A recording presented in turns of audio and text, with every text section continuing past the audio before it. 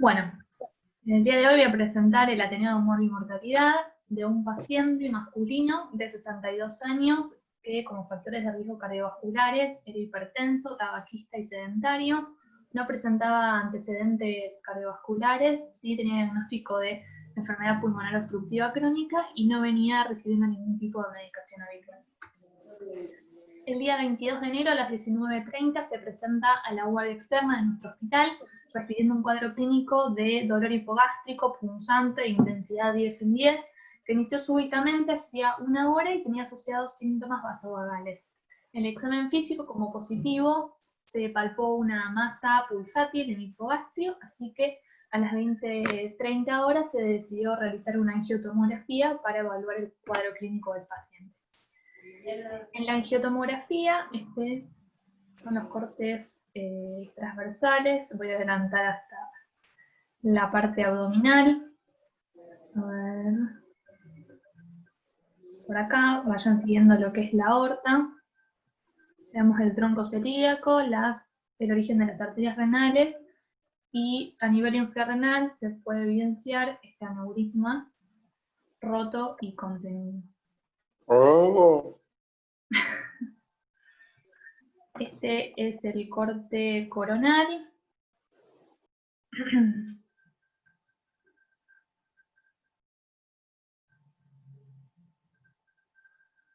Ahí se puede visualizar bien el contraste. Lo que se puede ver también es que a nivel ilíaco derecho también tiene compromiso. Ahí por ahí se ve un poquito más. No así a nivel ilíaco izquierdo. Y por último el corte sagital.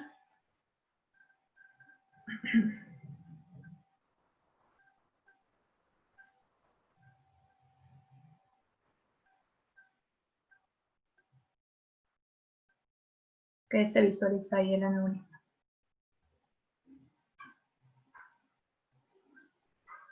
Bien. Entonces el paciente se lo diagnostica con un aneurisma de aorta abdominal, infrarrenal, roto y contenido, asociado a un aneurisma de la arteria ilíaca primitiva derecha. Esto se sucede, digamos, en lo que es el shock room. A las 20:30 el paciente evoluciona con un paro cardiorrespiratorio, el cual se reanima de manera exitosa, y durante este tiempo lo que se hace es se deriva por SAME, digamos, a lo que es la cirugía cardiovascular de la ciudad de Buenos Aires de guardia, que en ese momento estaba en el Hospital Durán disponible. Así que a las 20:30 arriban los médicos del Hospital Durán, los cirujanos cardiovasculares, y el paciente ingresa a quirófano para colocación de una endoprótesis aórtica. Como dato de color, por ahí directamente la derivación se hizo desde el shock room al servicio de cardiología, se lo consulta ya con el paciente, digamos, ingresando a quirófano, y se le colocó, como dije, esta endoprótesis aórtica. La prótesis era una prótesis que había de banco, ¿sí? En el Hospital Durán. No era una prótesis, digamos, anatómicamente la indicada para el paciente, así que se hizo una especie de adaptación al momento porque era lo único que había disponible para utilizar. Estos son a grandes rasgos, digamos, los laboratorios de ingreso. Desde que ingresa el paciente el primer laboratorio hasta que ingresa a quirófano, se ve como súbitamente va cayendo el hematocrito, ingresa con un hematocrito de 39, y intraquirófano tenemos un valor de 19, mientras tanto se lo fue transfundiendo, pero fue bastante importante lo que es la caída del hematocrito, de la hemoglobina, y bueno, evidencia también lo que es la acidosis láctica. Bien, ya el día 23 a la 1 de la mañana ingresa en el postquirúrgico inmediato a la unidad coronaria, se le realiza el ingreso al paciente.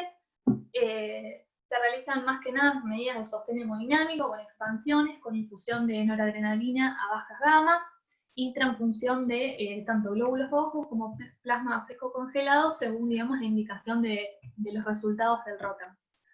Se le realiza un ecocardio que no tenía alteraciones, era un estudio dentro de parámetros normales, con función y motilidad conservada.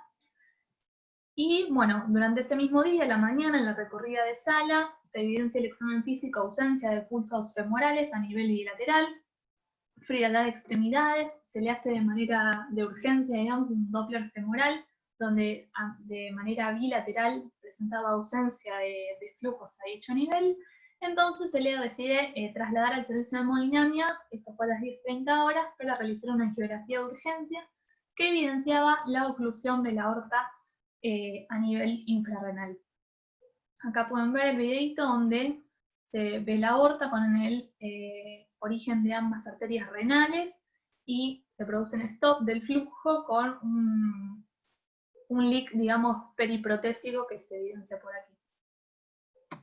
Entonces, con este estudio se inicia nuevamente la derivación por el servicio de cirugía cardiovascular de SAME por falta de respuesta del servicio a nivel de nuestro hospital. Vienen los cirujanos, ya un cirujano diferente, que le realiza una trombectomía de urgencia con un catéter de Fogarty y de manera abierta. Evidencian que la prótesis estaba rotada, ¿sí? Estaba como mal insertada, y eso, digamos, favoreció bastante a lo que es la génesis de nuevos trombos. Se coloca nuevamente la misma prótesis y se le realiza además una hemicolectomía izquierda, cuya anatomía patológica evidencia que es un segmento colónico que presenta necrosis del epitelio superficial y glandular, submucosa edematosa y fenómenos de vasocongestión con focos de hemorragia transneural, todos cambios, digamos, de etiología isquémica secundaria a la trombosis aórtica. Bien, a las 18 horas el paciente reingresa a buco derivado de quirófano, ingresa con el abdomen abierto y contenido, con requerimientos de vasopresores a altas gamas, y se evidencia también durante ese mismo día, mediante la sonda nasogástrica, un sangrado digestivo de origen alto. Todo esto secundario interpretado a lo que es una coagulopatía por consumo. El día 24, ya al día siguiente, presenta 2 episodios de paro cardiorrespiratorio, los cuales se reaniman de manera exitosa, y también evoluciona con lo esperable, que eran parámetros tanto clínicos como de laboratorio, de rabdomiólisis, así que se interconsulta con servicio de nefrología y le realizan lo que es hemodiálisis de urgencia. La verdad que no se pudo realizar un filtrado importante por mala tolerancia hemodinámica. Y el día 25, ya al día siguiente, a las 9:30, el paciente evoluciona con un hito. Bien, esto acá es una tabla en donde, por ahí para mostrar a grandes rasgos la evolución de los laboratorios, no están todos los laboratorios, pero por un lado ver, como hablábamos anteriormente, ya desde el ingreso, que ingresa el paciente a la unidad coronaria con deterioro de lo que es la serie roja, ¿sí? Los hematocitos elevan su valor secundario a las múltiples transfusiones de glóbulos rojos, pero se ven que persiste un sangrado importante, se evidenció por la sonda nasogástrica y también en el acto quirúrgico. Las plaquetas también, de la misma manera, por consumo fueron descendiendo, responden a la administración endovenosa de las mismas, pero luego persisten en niveles bajos.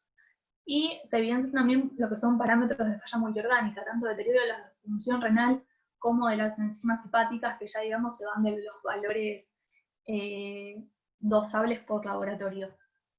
El coagulograma alterado desde el ingreso del paciente. Se le realizaron un ROTEM de manera seriadas y se fueron, digamos, corrigiendo con la administración de plasma, con la administración de plaquetas, y finalmente ya el último día de evolución del paciente con lo que es fibrinógeno. Y un dato por ahí que nunca le prestamos atención, pero que se ve sobre todo en todos estos pacientes que sangran mucho y son politransfundidos, son los niveles de calcio, que el paciente desde que ingresa tiene niveles de calcio, ya sea total corregido por albumina o calcio iónico descendidos, y nunca los tendemos a corregir. Bien, ¿hay alguna pregunta del caso?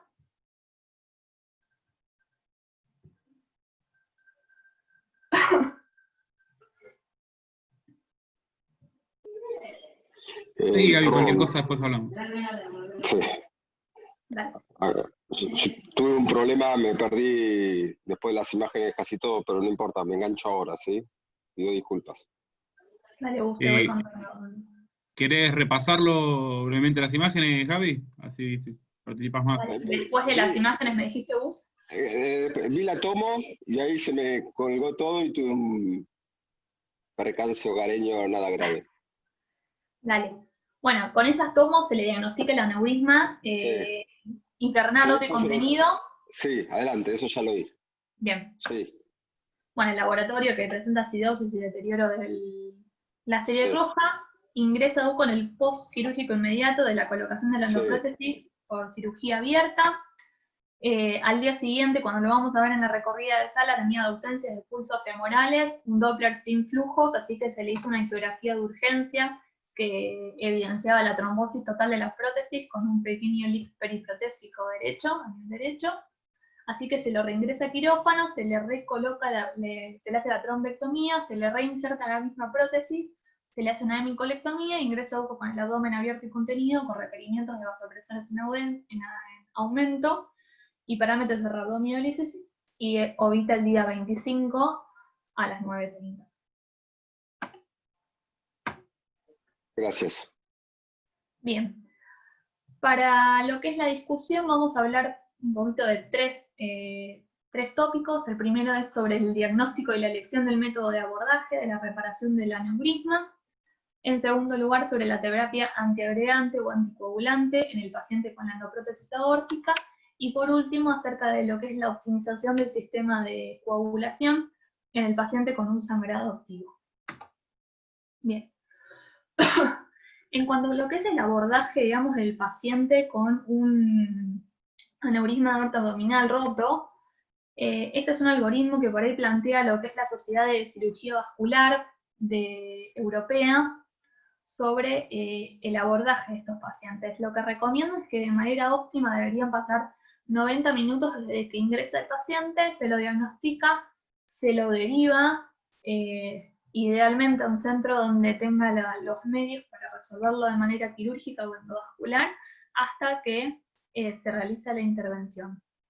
La verdad que los tiempos de nuestro paciente por ahí exceden lo que son los 90 minutos, pero consideramos que a grandes rasgos los tiempos son buenos. El paciente consulta a las 19:30 horas de manera rápida con 1 hora de evolución del dolor, se lo diagnostica a las 20:30, a las 23:30 el paciente ingresa al quirófano y a la 1 AM ya el paciente está cursando su postoperatorio inmediato en UCO. Después, con respecto a lo que es el abordaje terapéutico de los aneurismas rotos, existen, digamos, dos alternativas: el abordaje quirúrgico abierto y el abordaje endovascular. El abordaje quirúrgico abierto tiene mayor mortalidad, tiene una mortalidad a 30 días de entre un 4 a 5%, la estadía hospitalaria promedio es de 9 días, y la recuperación completa del paciente se da en semanas o meses. En cambio, el abordaje endovascular es un abordaje menos invasivo, la mortalidad a 30 días es mucho menor, es del 1%, la estadía hospitalaria también es menor, un 3% comparado con, un 3 días, perdón, comparado con la estadía hospitalaria promedio del abordaje quirúrgico abierto de 9 días, y la recuperación completa es mucho más rápida. Las técnicas, acá pueden ver cómo, primero, por un lado, cómo es la colocación de la endoprótesis de manera abierta o de manera endovascular, y digamos la tendencia en los últimos años a disminuir la implementación del abordaje quirúrgico abierto y al aumento de la opción, digamos, endovascular. No todos los pacientes son elegibles a la realización de una reparación endovascular. Hay que tener en cuenta ciertas consideraciones anatómicas, como el calibre de las arterias ilíacas para permitir, digamos, el ingreso de la prótesis, y que el aneurisma a nivel infrarrenal tenga un cuello que permita el anclaje de la prótesis, ¿sí? Sin obstruir las arterias renales. No hay en la bibliografía estudios que hayan evaluado una alternativa u otra en el caso de aneurismas rotos, ¿sí? Todas las series de casos y los datos los estudios que hay publicados son en pacientes estables, pero bueno, conversando también con lo que es la gente de hemodinamia, en estos casos también se evalúan de la misma forma la capacidad de poder implantar una prótesis. Así que en agudo estaría indicado la evaluación por hemodinamia de manera urgente para que ellos, digamos, primero tener en cuenta la disponibilidad de las prótesis y después, si anatómicamente el paciente es elegible para un abordaje endovascular, con lo que tendría menor mortalidad y menor tiempo de recuperación del paciente. Luego, con respecto a lo que es el tratamiento antiagregante, debemos considerar que el tiempo posterior al implante de una endoprótesis aórtica es un tiempo en el que el paciente presenta un estado protrombótico, ya sea a nivel local o a nivel sistémico, en este caso como es un aneurisma roto, tiene mucho consumo de lo que son los factores de coagulación. Entonces, por ahí el estado protrombótico está más que nada localizado en el sitio de inserción de la prótesis. Es esencial, por eso, contar con medidas de antiagregación o de anticoagulación posterior a la implantación de una endoprótesis, pero no hay ensayos clínicos que hayan evaluado cuál es la terapia óptima posterior a la reparación de un aneurisma de aorta abdominal roto. Lo que recomiendan, digamos, las guías y los estudios es iniciar doble antiagregación con aspirina y con clopidogrel durante 30 días, y luego monoterapia con clopidogrel porque tiene mayor potencia antiagregante y menor riesgo de sangrado. Bien. Y por último, abordar lo que es la optimización del sistema de coagulación. Con respecto a lo que son los factores de coagulación y la cascada de coagulación en sí, al paciente se le hicieron, digamos, de manera seriada tromboelastogramas, donde se fueron corrigiendo las diferentes alteraciones, ya sea de plasma, de fibrinógeno, de plaquetas, pero hay un factor que por ahí es algo más clínico y no tendemos a considerar siempre, que es el dosaje de calcio. Muchas veces lo pedimos, pero después, digamos, no se toma alguna conducta terapéutica. La hipocalcemia en los pacientes con sangrados activos o con transfusiones masivas es muy prevalente. ¿Por qué? Porque primero que el calcio actúa como cofactor del sistema de coagulación, ¿sí? Los factores se van activando por medio del calcio. Entonces, al tener un sistema de coagulación hiperactivo, el calcio se va a ir consumiendo más. A su vez, lo que son las transfusiones masivas, cuando se activan los protocolos de sangrado masivo, ya sea los glóbulos rojos, las unidades de glóbulos rojos, como las unidades de plasma en mayor medida que los glóbulos rojos, contienen un alto contenido de citrato que se utiliza para que no, digamos, se coagulen los hemoderivados. Esto asociado también a que hay falla multiorgánica por todo este sangrado, shock hipovolémico, hay un aumento de la concentración de citrato en sangre y hay menor captación hepática para su metabolismo. Entonces aumenta la vida media del citrato y el citrato hace complejos con el calcio y baja el calcio. Bien. Entonces, la cantidad de plasma fresco congelado y la presencia de acidosis, porque tiene que ver con la conjugación del calcio con la albúmina, van a ser predictores de la hipocalcemia, y a su vez la hipocalcemia tiene una relación lineal, inversamente proporcional y estadísticamente significativa con la mortalidad de los pacientes en sangrado y transfusiones masivas.